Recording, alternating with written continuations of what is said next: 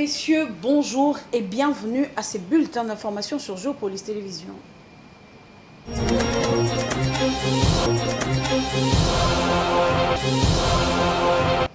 Ouvrons ces bulletins par cette brève. Le Conseil d'État a annulé ce lundi 20 mai dans la soirée l'élection du gouverneur de la province du Congo central en République démocratique du Congo.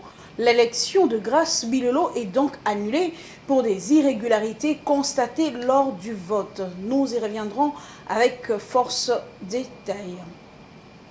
Autre chose dans ces bulletins, rapport d'audit sur les recettes judiciaires publiés par la Cour des comptes. Ces rapports concernent des cours et tribunaux, les parquets y attachés, la police nationale congolaise ainsi que certains services d'assiette relevant du ministère de la Justice et garde des Sceaux dans la ville de Kinshasa. Selon le premier président Jimmy Munganga qui a lu ces documents devant la presse nationale, les contrôles par son institution de l'exécution de loi de finances a révélé que la part de recettes provenant de ces secteurs dans les revenus encadrés par la DGDA est donc dérisoire. Les détails dans cet élément de Jojo Moulamba.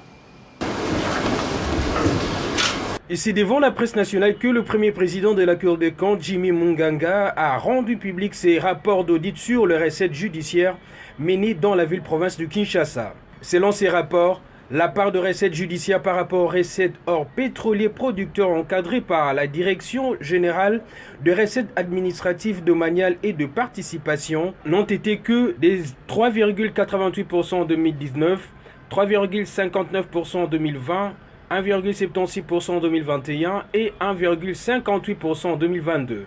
Pour cause, la faible mobilisation de recettes judiciaires. Cet audit mené par la Cour des comptes a conduit à plusieurs constats. L'audit ainsi mené par la Cour des comptes a conduit aux constatations ci-après. Au niveau des cours, tribunaux et parquets. 1. La méconnaissance de la part des animateurs des juridictions et offices du statut de leurs entités comme service d'assiette, en plus de leur mission première de dire le droit. 2.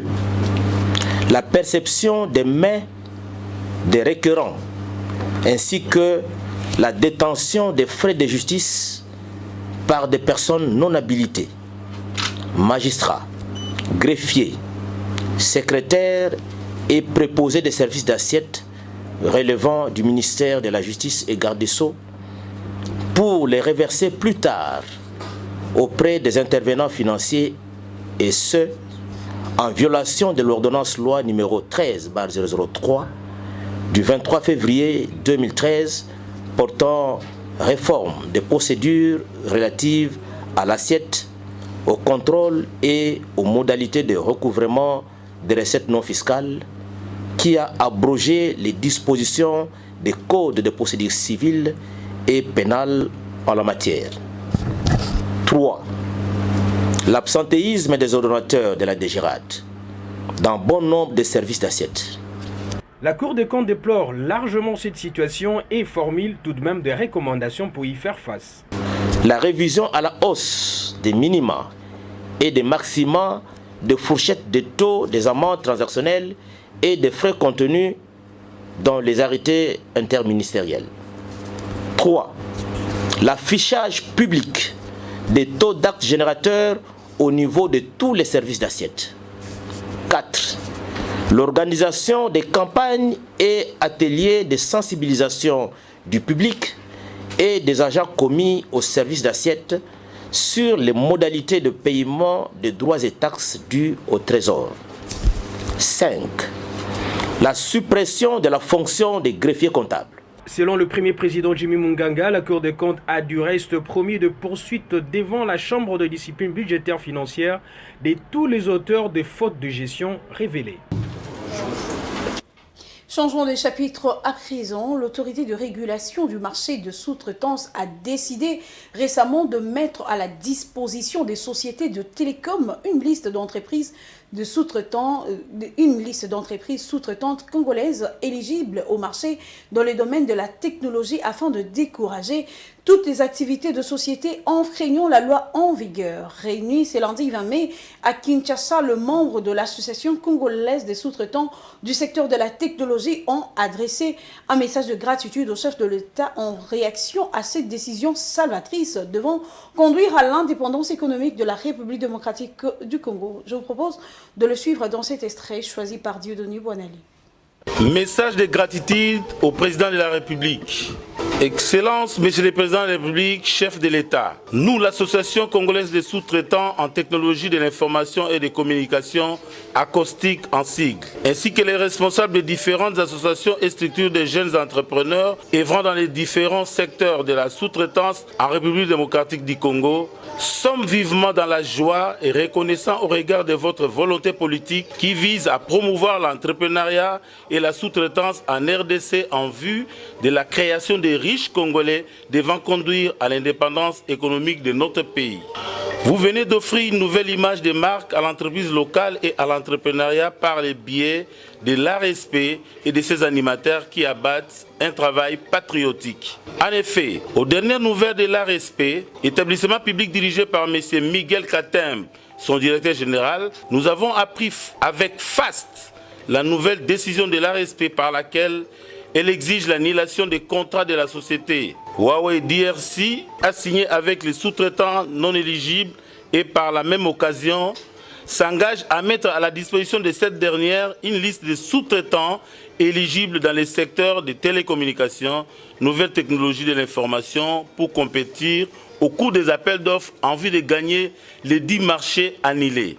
Nous encourageons la société Huawei DRC qui, à notre grande satisfaction, s'est dit, après des séances de travail avec l'ARSP, prête à accompagner cette dernière dans l'application de la loi sur la sous-traitance.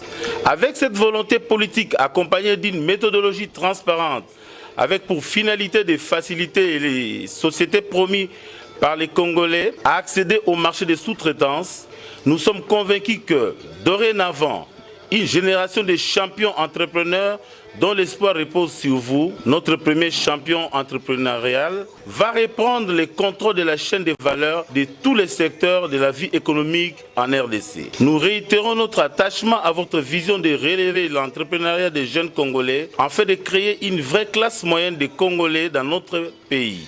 Enfin, nous exprimons, Monsieur le Président, un vœu, celui de ne pas voir cette démarche s'arrêter, car ce n'est que par celle-ci que nous pouvons arriver à créer et identifier les millionnaires et milliardaires et par voie de conséquence donner à notre pays l'indépendance économique tant voulue par vous. Que vive la RDC, vive la loi sur la sous-traitance, vive la venue de la loi sur le contenu local, vive l'indépendance économique en RDC. Quittons la République démocratique du Congo à présent. La Banque arabe pour les développements économiques en Afrique célèbre ses 50 ans en Riyad, en Arabie Saoudite. Un anniversaire qui intervient dans un contexte des signes positifs pour la banque qui compte démultiplier ses projets sur le continent africain selon ses responsables. Créée en 1974, la BADEA a pour mission de soutenir et promouvoir la coopération économique, financière et technique entre le pays arabe et africain. Suivez le détail dans cet élément. Ayant pour mission de promouvoir le développement économique et social du continent, la Banque arabe pour le développement économique en Afrique, BADEA, depuis sa création en 1974, a investi dans une multitude de projets visant à soutenir les infrastructures, les transports avec plus de 200 projets routiers financés, l'électrification rurale, l'agriculture, la santé, l'éducation et le développement du secteur privé en Afrique et même la question climatique. Cette année 2024 marquant le cinquantenaire de l'institution financière, les responsables de celle-ci expriment leur satisfaction quant au bilan de la banque. Comme vous le savez, la BADEA célèbre cette année son 50e anniversaire et nous sommes très fiers donc, de ce que nous avons pu faire ensemble avec les pays africains, mais aussi avec tous les partenaires qui sont intéressés par le développement de l'Afrique. Et la BADEA continue et continuera toujours à jouer ce rôle. En plus du rôle de premier plan que joue la BADEA dans le soutien des pays arabes en Afrique, la banque jouit d'un statut de créancier privilégié et s'est faite une structure financière solide en plus de liquidités abondantes. C'est ainsi qu'elle a réalisé un bénéfice annuel de 126 millions de dollars au cours des 20 dernières années, selon l'agence de notation japonaise, la Japan Credit Ratings Agency, qui lui a accordé la note de AAA avec perspective stable en août 2023. La BADEA compte redoubler d'efforts au cours des prochaines années pour réellement augmenter le volume de financement accordé à ces questions. Et vous pouvez certainement vous rappeler que lors de la COP 28, la BADEA avec d'autres institutions financières arabes ont annoncé une enveloppe de 10 milliards de dollars destinée à accompagner les pays partenaires dans leurs objectifs. Pour les années à venir, la BADEA envisage de renforcer son engagement en faveur du développement durable, de l'intégration régionale et de la résilience face au changement climatique. Une manière de mieux s'engager auprès des pays africains dans le cadre de sa stratégie 2030. Signe de performance, la BADEA revendique la levée de $4 pour chaque dollar investi. Ainsi prend fin ces bulletins d'information. Mesdames et messieurs, merci de nous avoir choisis pour vous informer. Et à 19h30, vous suivrez l'intégralité de l'information avec Damani Mojinga. D'ici là, portez-vous bien. Au revoir.